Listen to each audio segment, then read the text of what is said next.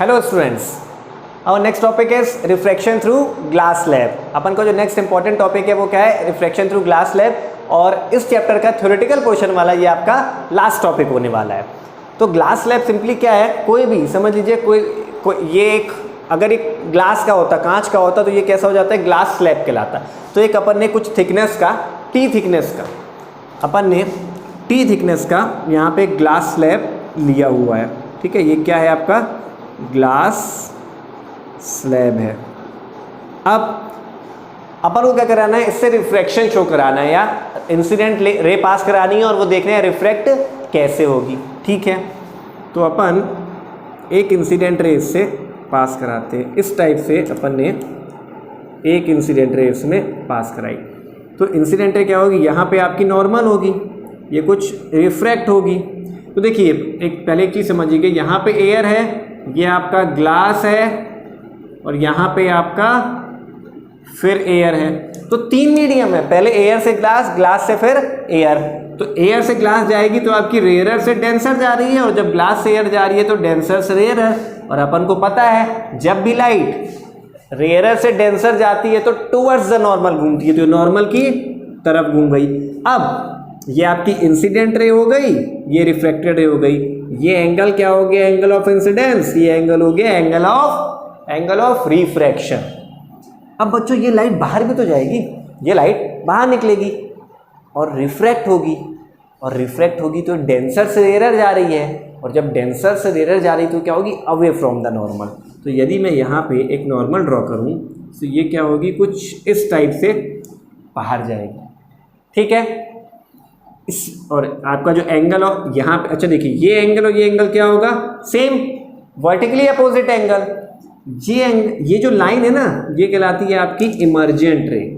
ये आपकी कहलाती है इमर्जेंट रे, क्योंकि ये क्या हो रही है? इमर्ज हो रही है, यानी बाहर आ रही है, निकल के आ रही है, इसलिए कहलाती है इमर्जेंट रे। और इमर्जेंट रे का नॉर्मल के साथ जो एंगल होता है वो क्या कहलाएगा? Angle of emergence, angle of emergence. ठीक है, तो अपन देख रहे हैं कि लाइट को जाना चाहिए था कैसे? यदि अपन इसका एक्चुअल पाथ ट्रेस करें तो देखिए, इसका एक्चुअल पाथ क्या है? अपन को कुछ ऐसा दिखेगा, कुछ ये होना चाहिए था। ठीक है, ये होना चाहिए था इसका एक्चुअल पाथ, लेकिन ये अपने पाथ से क्या हो गई? शिफ्ट हो गई।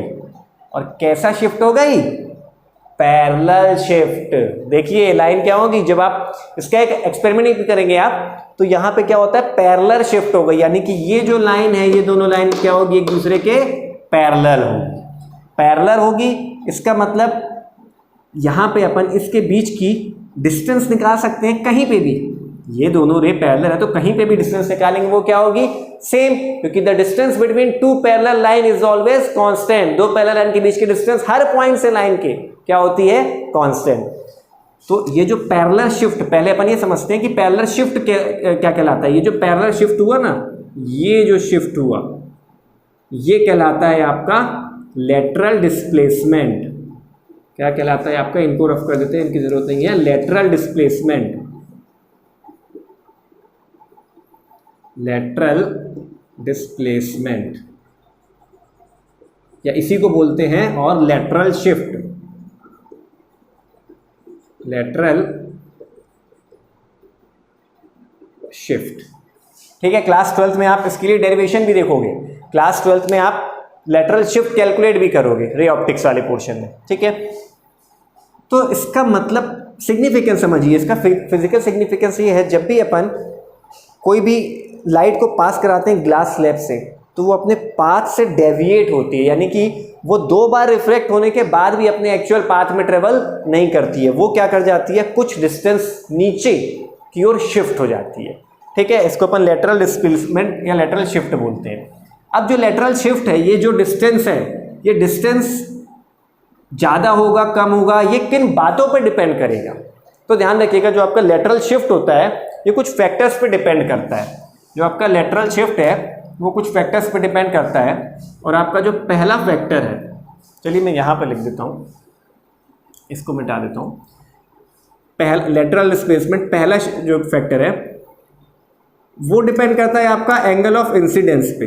Angle of incidence, angle of incidence बढ़ता जाएगा तो आपका लेटरल डिस्प्लेसमेंट भी क्या होगा, बढ़ेगा।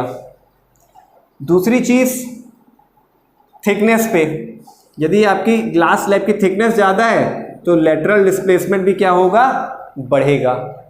ठीक। तीसरी चीज रिफ्रैक्टिव इंडेक्स पे, सीधी सी बात है, रिफ्रैक्टिव इंडेक्स ज़्यादा होगा तो रिफ्रैक्शन ज़्यादा होगा, रिफ्रैक्शन ज़्यादा होगा तो शिफ्टिंग भी ज़्यादा होगी। ठीक है, तो रिफ्रैक्टिव इंडेक्स बढ़ेगा तो लेटरल डिस्प्लेसमेंट बढ़ेगा। तो ये तीन चीज़ भी याद रखिएगा, कई बार मल्टीपल चॉइस क्वेश्चन में आपके एग्जाम्स में पूछा जाता है, एनटीएससी वगैरह के लिए काम आएगा। ये वाला पोर्शन आपके बोर्ड एग्जाम में तो कम, लेकिन एनटीएससी वगैरह में काम आता है। अब अपन के पास बहुत सारे कलर्स होते हैं, वॉयलेट, इंडिगो, विबग्योर अपन कलर है, ठीक है। तो उन कलर्स में से मैक्सिमम मिनिमम किसके लिए होगा, पैरेलल शिफ्ट या लेटरल शिफ्ट। ध्यान रखिएगा, जो लेटरल डिस्प्लेसमेंट होता है वो मैक्सिमम होगा किसके लिए, आपका वॉयलेट के लिए।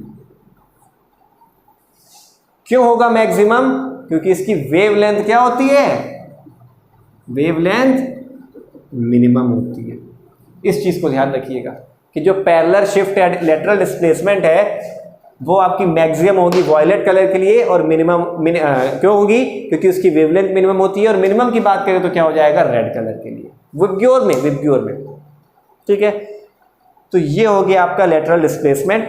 इसमें आपकी थ्योरी आप को बहुत ज़्यादा है नहीं, ये आपका कंप्लीट होता है लेटरल डिस्प्लेसमेंट वाला पोर्शन। तो ये हो गया आपका कि रिफ्रैक्शन थ्रू ग्लास स्लैब।